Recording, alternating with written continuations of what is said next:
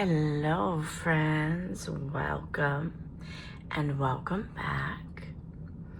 So today we are going to be working out of this beautiful book by Maremi Small Art called Magical Forest Stories.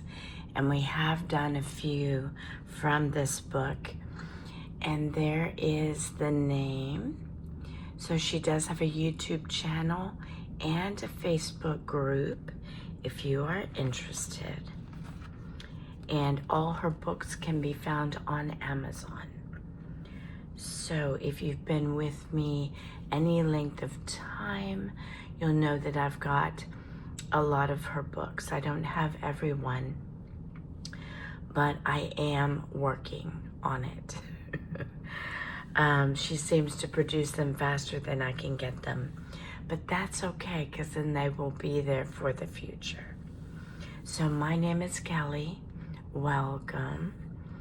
And for my last project, for those of you who are new and did not see my last project, or those that just missed it, the last project I did was the Black Widow, where I used ephemera from the Gingerbread Prince. I showed you how to get the woman in the hourglass, showed you how to get the letter behind the book decoration, and showed you how to get the jewel in the claw of the raven. So this was a fun one. It's called the Black Widow if you want to catch it at your leisure. The video is there in my playlist. But today we're working with this book and this particular page. So sit back, relax, and let's begin. I have my coffee. I hope you have your beverage or snack of choice. Cheers. And let's get started. I do have several pieces I'm layering on this particular one. So I'm going to be working with getting those situated. So let me let you see these up close so you can get an idea of the beautiful artistry that Marta provides in her backgrounds and in her images. This is the first piece we're going to be using. We're telling a story, and this little piece here is the first portal. We're going to have a double portal, and I'm going to show you how we're going to get away with that. So let me get this first piece down, and then we'll build from there. And I've got a boy who wants my attention, as you can see in the background.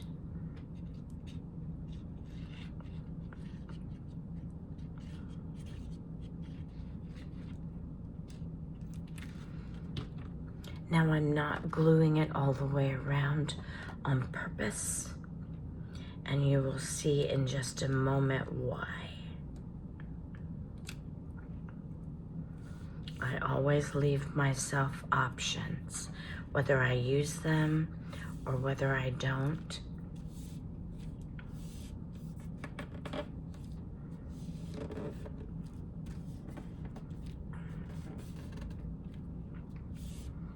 And the pieces that I have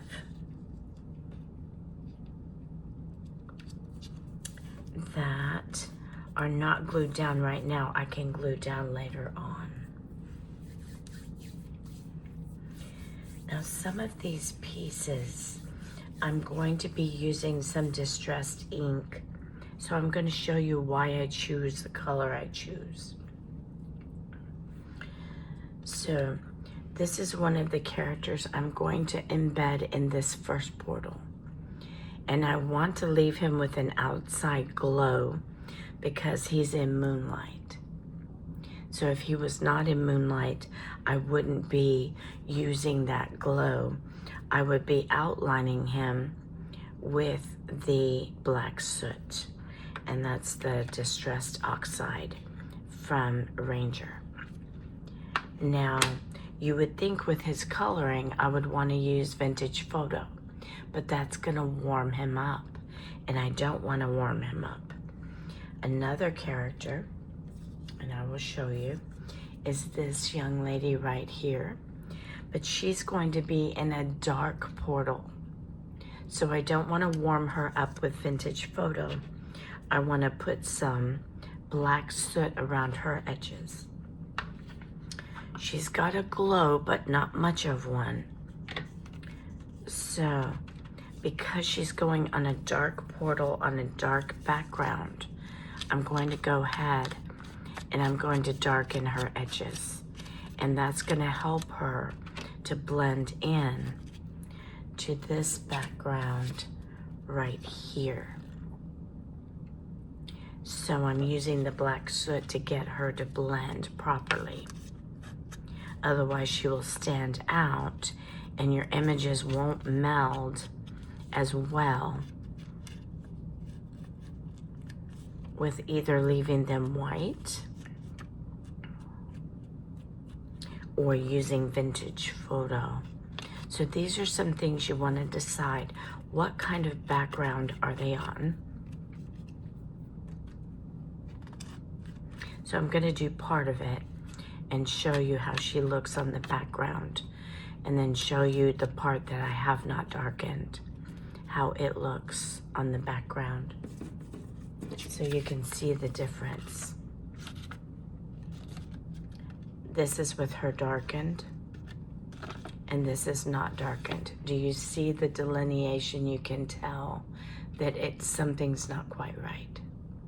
So to get her to blend with this dark background, I'm gonna go ahead and finish around here. Whether it shows or not, depending on how much of her I tuck in, I'll go ahead and do it,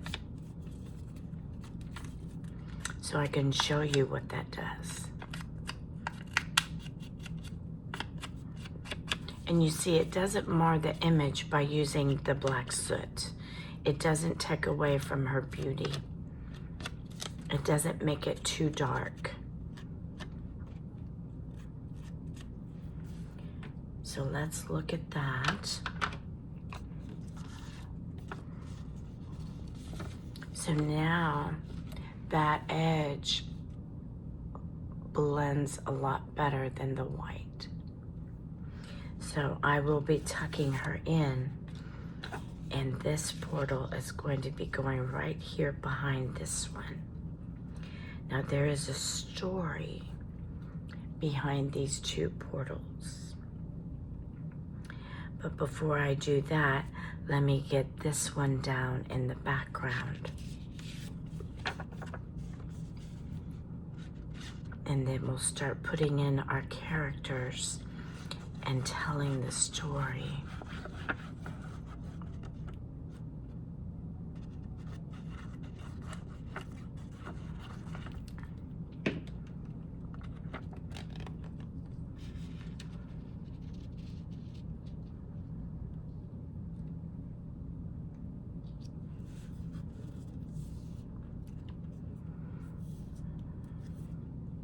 Now what's nice about these images is they blend really well with each other the way Marta has done it. So now we're going to take this young lady here and place her in here. Do you see how well she blends with the dark background now? She would have stood out a little bit too much in her glowiness. So by dampening those edges, it makes her blend just that much more. So she looks like she's in the proper lighting. It doesn't look like she has a different lighting than the background. So that's what I like to try and achieve. With this guy here, he's got the moonlight, the huge moonlight coming down on him. So his glow works. If I were to put him up here, you would see how much he stands out. He doesn't look quite right because his lighting is off. So if he were up here, I would do black soot around him to get him to blend. So now you see the two side by side, how dark she is now with her edges and how light he is. It gives you a good indication of the difference. So I'm going to go ahead and get her down.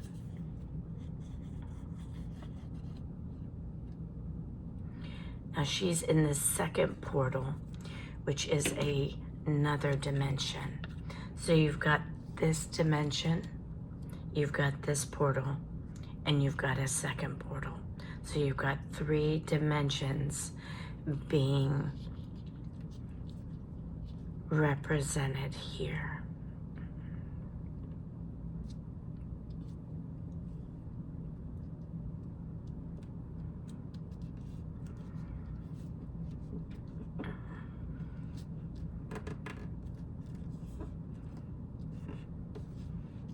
Now she looks like she really belongs in that dark portal.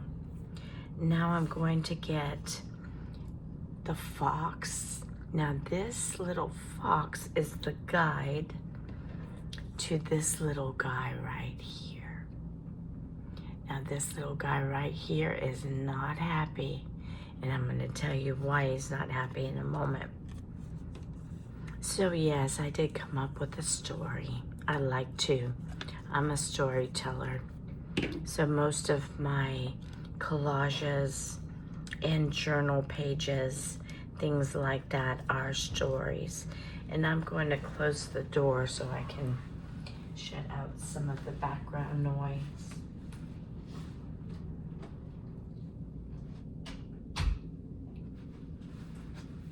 So thank you for your patience on that. Sometimes things happen in the background that you're not expecting.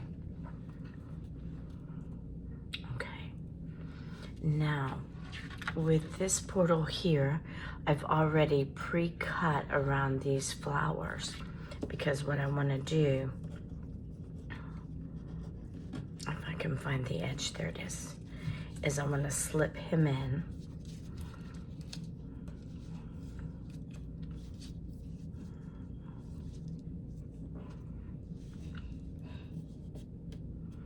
Because he's peeking out of the bushes. So by trimming this flower and around this flower, I could slip him in behind. And now I'm going to glue this flower down to get it to stick.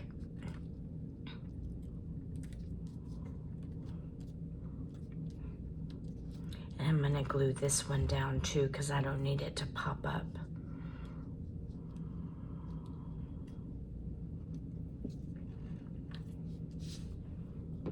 Okay, so now he's in there. He is the guide that is going to guide this little young man. Now this little young man fell in love with this young lady right here. As he was walking through the forest, he's got his backpack, his little walking stick if he needs it. Walking through the forest, he heard a beautiful singing voice from this young lady here, but he couldn't see her. And over time, he fell in love with her, but she's in 2 different dimensions. So in order to get to her, he's got to travel through this portal using this guy as a guide to get to this portal. So he's in this dimension right now. Now there is a problem, and that's why he's sad. As soon as he leaves this dimension, he loses contact with her altogether. He can neither see nor hear her until he finds the doorway to the portal in which she's in. So he's got to travel through this portal to get to this one, and he may not make it. So does he want to be trapped in this dimension, never having contact with her again? Or does he want to stay? And he's got a choice to make. So that is why he is not happy.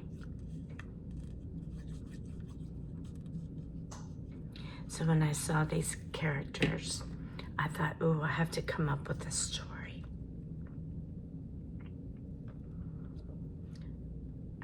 So he's deciding whether or not he wants to travel to actually see her.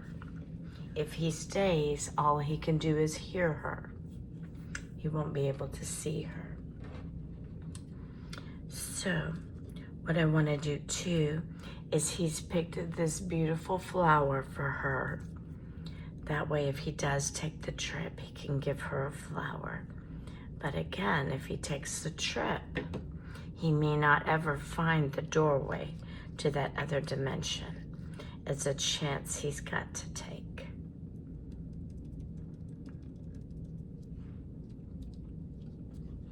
And this is the little fox that's going to guide him. Now, he's got to be able to trust that fox. Can he trust him, or will he trick him? That's what he's got to decide. So what I want to do also is to create some motion. Because when you're dealing with portals, you're dealing with a reverberation or a movement of a dimensional opening. And that can usually wave in and out. When you see it on movies, you see the movement. As they're coming into focus, they can move in and out in waves. So by putting these on the corners, this looks like it's waving in and out because it is a portion of this right here that it actually belongs to it. So by moving it away, and let me see if I want to move it in a little bit further, or do I want to take it out to the edges? That's just something I have to decide.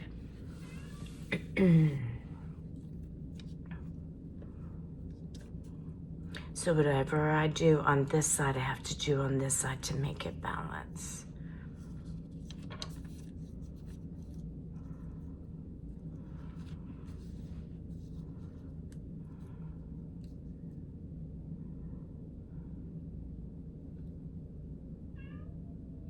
Okay, so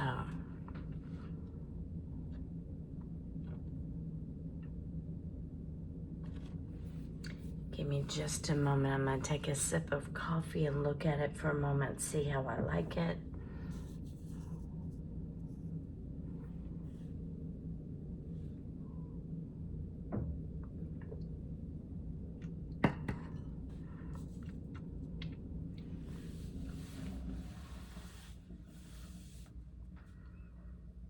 I do like it on the edges, and so that's what I'm actually going to do.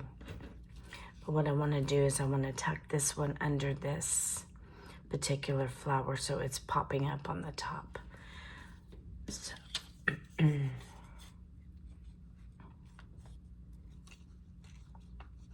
so this is a way that you can use your scraps,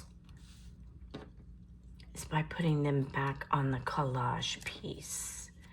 And again, I want to get that flower over that other piece.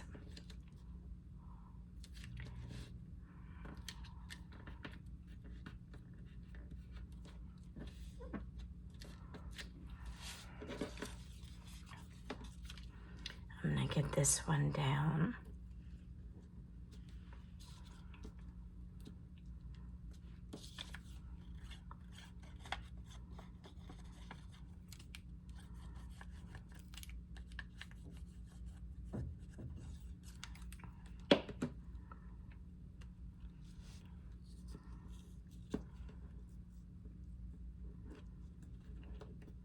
So don't just discount your cut pieces that you cut things out of. See if there's a way that you can use them to make your collages just that much more interesting. So there it is, ladies and gentlemen.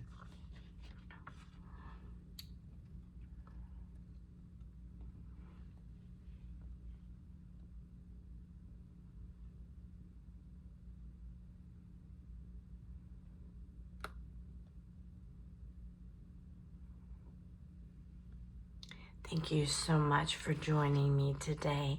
I do not have a name for this just yet, but when you see the video, you'll see the name that I end up picking. So I appreciate your time. This was so much fun to put together, and I hope you have enjoyed it. And I will see you on the next one.